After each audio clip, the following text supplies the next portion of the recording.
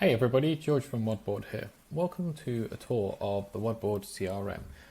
So some people call these systems CRMs, some people call them marketing automation systems.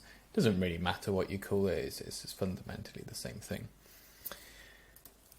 We'll go over four main things here. The first is getting leads into the CRM. The second is managing your leads. And the third is automation. So this is the bulk of what a CRM or marketing automation system does. It can automate messages and actions that you need to take for both your leads and your customers. And then finally, we'll look at replying to messages. So let's jump straight in. When you're in your WodBoard account and the CRM has been enabled, you'll notice a few new sections. So under communications, we have automations up here. Down the side, we have an inbox where your messages appear. And then there's also this new lead section. So we'll start with the leads and in particular the forms. And this is how you get the leads into the CRM. So if you think about the customer journey and somebody first inquiring about your business, then there's multiple ways in which they can get in touch. So it could be by advertising, it could be landing on your website, it could be word of mouth, etc. But ultimately, you'll want to push them to one of these actions. So it might be a trial, it might be an appointment, like a one-to-one conversation, whether that's at the gym or virtually. Or you maybe just want to grab some details off them and will sort of engage them in a conversation before you push them to the next action. So that's what these forms are all designed to do. So we'll start with a capture details one. So this could just be an inquiry form on your website, for example. And what you'll see here is you get an option of how this works on your website. So it can be a standalone page, which is what we'll use here. It can be embedded into your website, so that makes a form look like it's part of your website, but really it's just sending the information to WodBoard. Or you can have a pop-up, and I'm sure everybody's seen those on the internet before, where you're surfing a web page and a pop-up flashes up and sort of interrupts what you're doing and asks for your details. So in this case, we'll go for a standalone just to make the demo a bit simpler. And you can see here you can choose which fields you want to ask for. So we'll ask for name, email and phone number because that's all we'll require at this point. And then down here there's some additional options. So do you need people to sign your legal documents? Well, pretty much unlikely in this case because they're not coming in for a trial or anything. But we do want them to leave a message because this is an inquiry form, so we'll check that. And then down below there's an option to route the inquiry to different staff members. So if you have different people that handle leads and maybe across different locations or different types of inquiry or trials or etc., then you can set up some routing rules. But we'll skip over that for this part of the demo. And you can also start a automatic campaign when they inquire, but we'll come back to that in a minute. So let's first of all just save that as an inquiry form. So that's if somebody wants to get more information off our website. There are also lots of other use cases. Of course, you could use this for a popular technique that some sites do is they hide their pricing. And then what happens is people fill out their name, email and phone in order to get the pricing details. And lots of people do this as a pop-up. So you sort of go to the pricing page. It says, we'll message you the pricing straight away. And what you'll do is you'll start an automation after that, and that will send the pricing details to the customer, or the customer to be the lead at this point. Of course, at that point you've then got their name, email and phone number, so you can engage them and try and get them in a conversation about perhaps their goals or what they're trying to achieve, and ultimately drive them to a one-to-one or a trial class, however you bring people in. So we'll look a little bit more about that use case later, but really what I was trying to do at this point was just demonstrate the capture details option.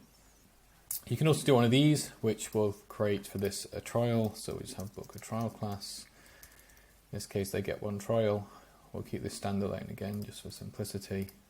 And we'll just ask for the minimum details that we need for the trial. That's generally a good practice.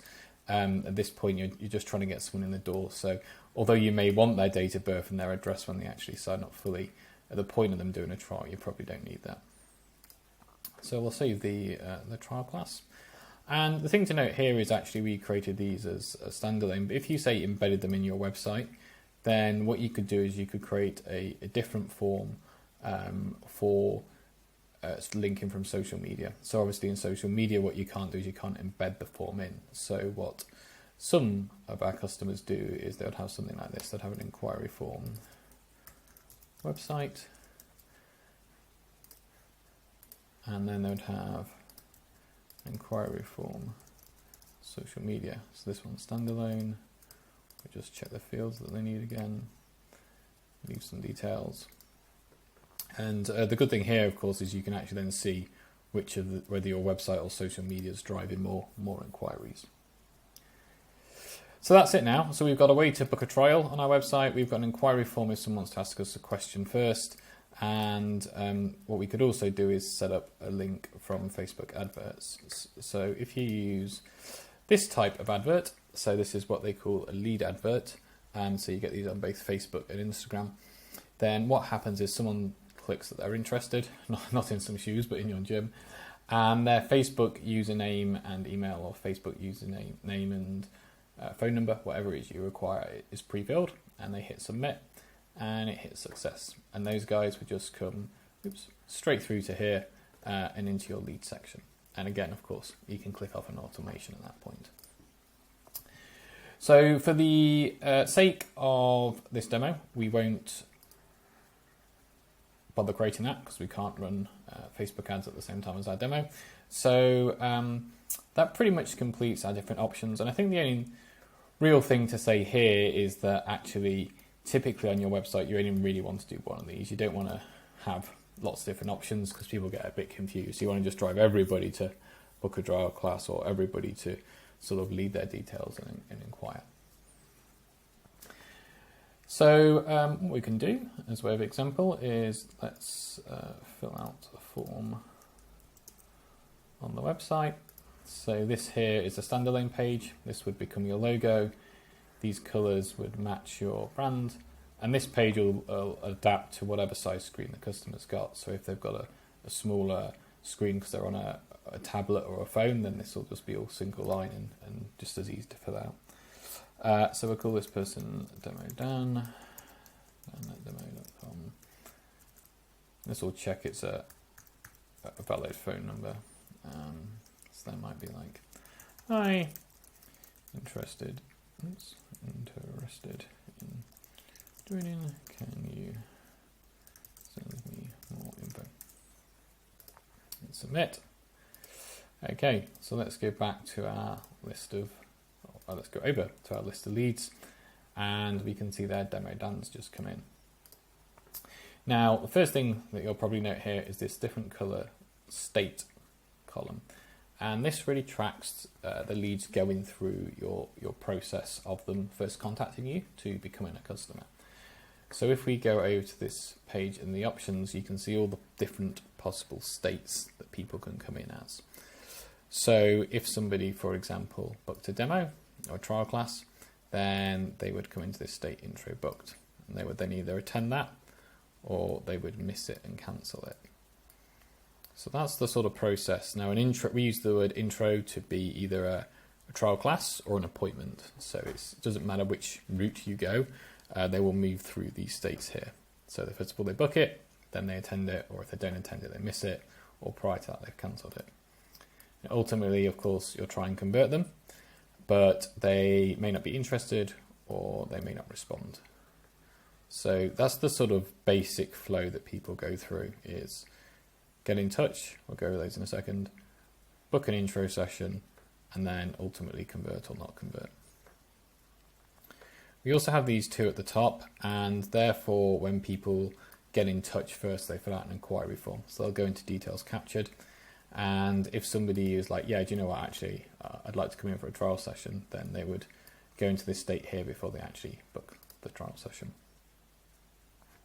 So that's an explanation of the states, and everybody at all points must fall into one of those. If you don't like the terminology or the colours, you can just go in here and sort of configure that to how you want it to work. So going back to our leads page, we can see all our leads and all different states. So Dan's booked in for a demo. Kevin is not quite as keen as he thinks. He's not responded. And Ben, he's already come through the process and he's converted to a customer and he's now in the customer section. You can, if you want to, like use this as a way to sort of filter and say, right, okay, who's all my people that have missed or cancelled demos that I need to follow up with. We didn't have anybody there, did we? So let's look at booked as well. No, what did we have there? Oh, we had a no response.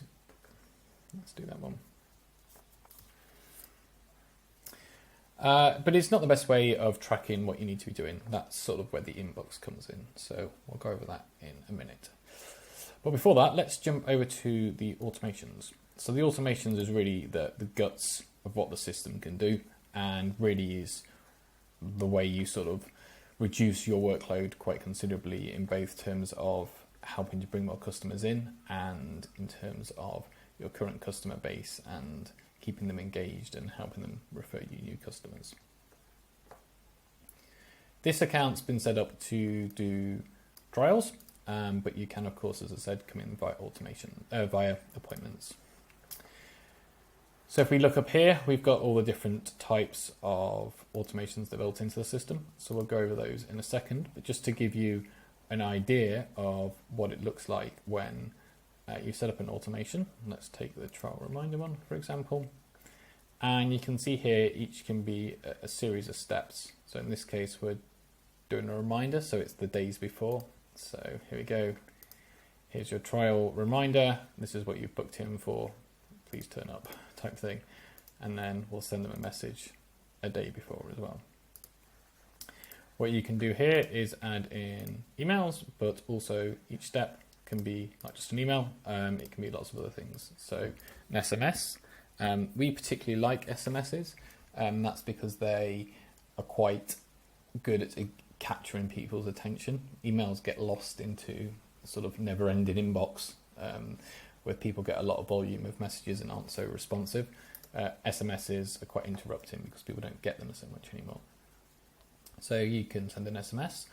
You can mark them as requiring a follow-up, so that will flag them as requiring attention in the inbox. Or if you want to allocate them to a staff member, then you can do that as well as notifying the staff member via email. So this one's perhaps not the best example, but for example, if somebody misses a trial, we send them a message after day 0 saying, oh, would you like to book again? Good idea to send them an SMS as well at that point. That's just not the way this account's been set up. And then after 5 days, if we've not heard anything, we move them to the no response state. What you can also do, of course, here is you could say, do you know what, set that to George and email him and say, follow up with. And then all these sections have little variables that you can insert. So in this case, we want to put in the lead's name so they know who to follow up with. And probably I want the phone number as well. So let's make life easy for them and put all that information in one place.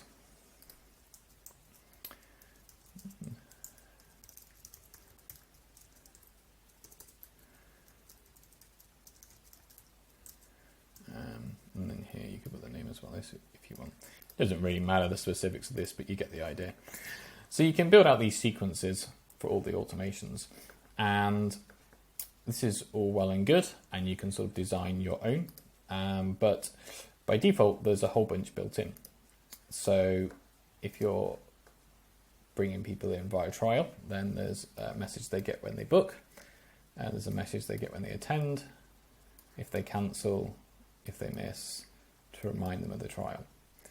So there's all these sort of 5 steps. If you want to be slightly more assertive in your follow-ups, then if they cancel or they miss, then you could send like a series of 3 messages rather than the default of just 1. So this is the process that you get by default, whether you use trials or appointments. But as I say, that's completely customizable. So we have this option called custom. And in here, you've got all the different points you can hook into. So for leads, that's reminding them of their appointment or changing their state as they go through the various states.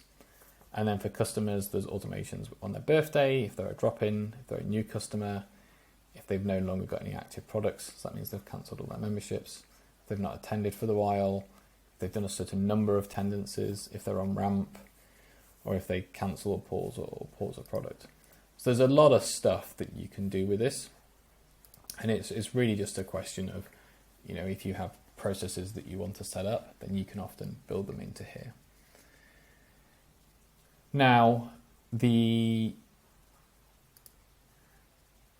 customer section has a load of templates that aren't installed in this account. So let's go ahead and do that. Let's install the birthday one. So here we can see it's a message on someone's birthday, and all of these built-in templates, they're quite generic, they're quite usable. You could just install them and go with it, but you probably would want to go in and just personalize it a little bit to your brand. So by default, when you install them, if you look at the automations, they're inactive. And that means that they're there and they're not going to start firing out. So if you install it today and you haven't quite got time to finish the copy, then you're not going to get people getting half-finished messages. So when you're ready, you just go in here and turn it on to active. So let's look at something that's a little bit interesting, like the non-attendance one, because the birthday is just a single message. So let's install the non-attendance one, and you can see there's a whole sequence of things here that happen here. So on day 0, which actually is not day 0, it's 10 days after they've not attended. So 10 days after they've not attended, then we send them a message saying, oh, you've not been in class, just want to see if things are okay. And 10 plus 7 is 17 days, we send them another message. You can see what we're also doing here is send an email and an SMS in this case. And that can be quite a good technique because some people will be more responsive to emails than they will to SMSs, and vice versa. And then ultimately we mark them as requiring attention by a staff member. Now, of course, the exact process that you want is probably a little bit different to this. This is designed to be a general use out of the box one that will work well for the average gym. As I mentioned before, you may want to go in and change the copy, but also here you might want to change the timings. You don't want it to be 14 days. Maybe you want an extra step. Maybe you want a step less. All of that can be adjusted specifically to your needs. So that's how those automations work. We also have ones that definitely require personalization. So this one is recommend a friend. And what that does is after somebody's been to the gym 75 times, then it says, oh, can you recommend a friend? Now, the problem is here, of course, that different gyms do this in different ways. So it's not really possible for us to have those details in there without knowing your business very well. So these ones that have got this purple flag do require you to go in and edit it before enabling, just because some gyms, for example, offer money off, some have t-shirts, some have discounts at the end of year parties. There's loads of different ways that you can do that. And so, yeah, the automations that have this purple flag, you just will want to go in and change before. We've also automations for classes there, and for your website, if you've just got an inquiry form, there's one there. This prices hiding technique is quite popular. So let's link that up to, we didn't create that form for that actually. Let's skip that over. So yeah, they need to be linked to an actual form, and then they will kick off automatically as soon as someone fills out the form. Right, so that's pretty much an overview of the automation section. What I didn't really cover here is there's quite a few things going on that aren't immediately apparent. So for example, on the trial cancelled, what happens here is somebody clicks the link in their trial booking confirmation and they cancel it, and it immediately offers them another chance to book again. In this case, they've not done that, so it's sort of been left in the cancelled state. So in the standard automation, which this one's not actually, let's install the 3 follow-up ones so you can see it. Then it doesn't try and get them to rebook straight away because they've cancelled and they've left.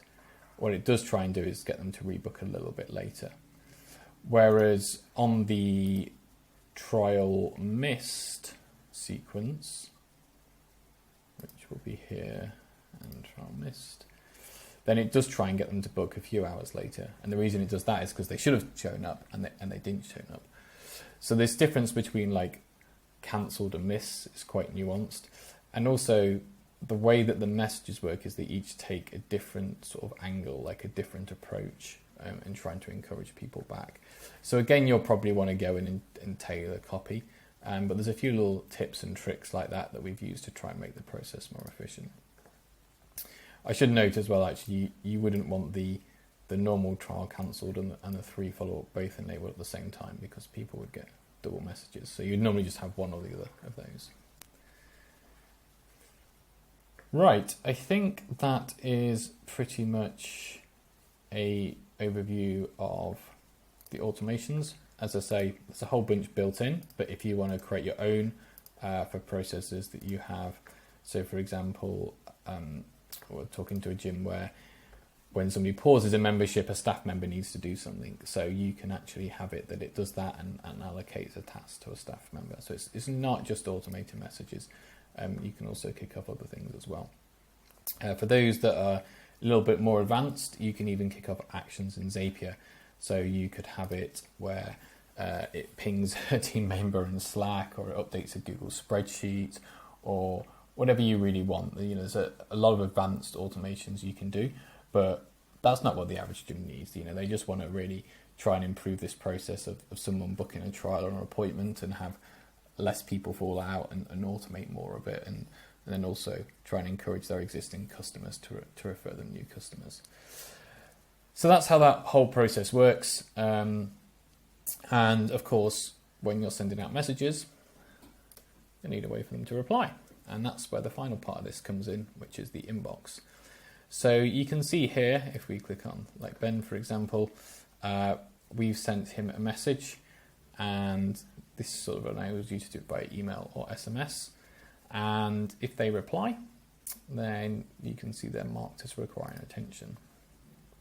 So let's just do a little reload here, actually.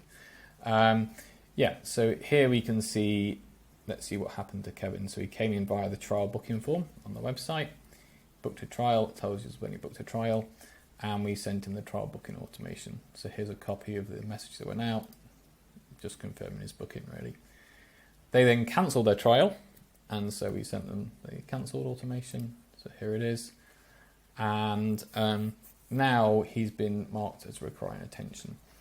So what will happen is if we disappear off of this, it doesn't remove that. It's not a sort of view like you might get upon WhatsApp, for example, or Facebook Messenger. This is a requiring attention. So if we send a reply, then it would remove that requiring attention. Or if they just sent a message in saying that's fine, then we can click this little checkbox at the top, and that will add and remove the requiring attention flag. So the idea of this is the system keeps track of what you need to do. Now I'm on my development version, so this number doesn't update in real time, but it does on the live website. So here, this guy that we did earlier, he sent in a message, and you can see it's kept in as requiring attention. And so might have a message that we'll send him, but you know what? It might be quite a common message that he sends. And so actually what we can do is save a reply. So we can say, here's how it works at our gym, blah, blah, blah, blah, blah. So we'll just save that, give it a name, general inquiry reply. And we can tie this to, if different staff members have different styles, they can create their own, or we can just make this available to everybody. So there we go. He's replied, and we're like, we can, we can just give him the standard reply and send him that message. And again, it's just marked it as no longer requiring action. So that's how the inbox sort of tracks what you need to do. You can also do these little reminders. So if you send someone some information and they say like, I'm away on holiday for a week, let's speak next week, then you can just put in a little reminder, and the system will currently show it as not having a follow-up, but when it comes to the 15th of August, then it will flag, so you've got to respond to them. So that's how this works, and then you can also, as I mentioned, assign messages to different staff members. That all happens in the routing section, so you can just here look at your messages, which is the default, or if you need to go and see what everyone else is up to, you can of course go and do that. let's head finally to the settings section just to show you some of the stuff that you can do. So here, this is where messages come in. You can have different people for customers and leads. And what you can also do is if customers have like an allocated coach, then you can route the messages that they have to their allocated coach. There's a few GDPR options. If you're going to do that Facebook ads thing, you'll need to link with Facebook ads. And here's a little sneak preview of something that's come in, and that's a Google reviews automation. So this is like a really good example of something that can provide a lot of value in that you set it up once and you just leave it running. So you can ask someone for a Google review. That would be like step one. So let's just imagine this is it. And then if they've not left one, perhaps 30 days later, you might want to ask them again. And so this really is one of those things where you set it up once, and then as time goes on, you just get more and more Google reviews built up. So that's really where the power of automation comes in. Oh yeah, one thing I didn't cover earlier actually, which is quite cool, is if say on this non-attendance sequence, what you can actually do is you can set the automations to stop when somebody replies. So if somebody, we've not seen you for a while, what's going on, and they replied into the inbox saying, oh, I've been injured, then these subsequent messages wouldn't go out. And that's exactly the same if somebody missed a trial. That this one's only got one step. Did we did install 3 follow-ups. Yeah, so if somebody missed a trial and rebooked, then actually with this one it's automatic. They wouldn't get these messages. It knows it's moved on from, the leads moved on from this state of intro cancelled, and they'll be back into intro booked. So this automation would stop.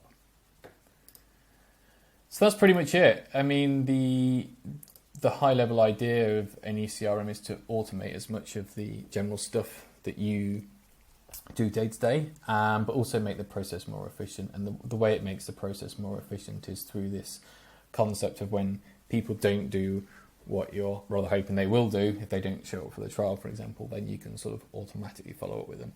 That, of course, could be something you do yourself right now, but obviously manually it takes time. And the idea behind this is you set up all these processes and systems so that actually you've got more time to do other stuff, which will also help grow your business. So yeah, that's pretty much it. If you've any questions on this or how the WodBoard CRM works specifically, then you can, of course, contact us via our website. And actually, if you're already a customer and you've already got the CRM, then look out, because over the next week or so, there's some more automations popping into this website section in particular. There's a few more around price hidden, and also there's some customer on-ramp automations come in.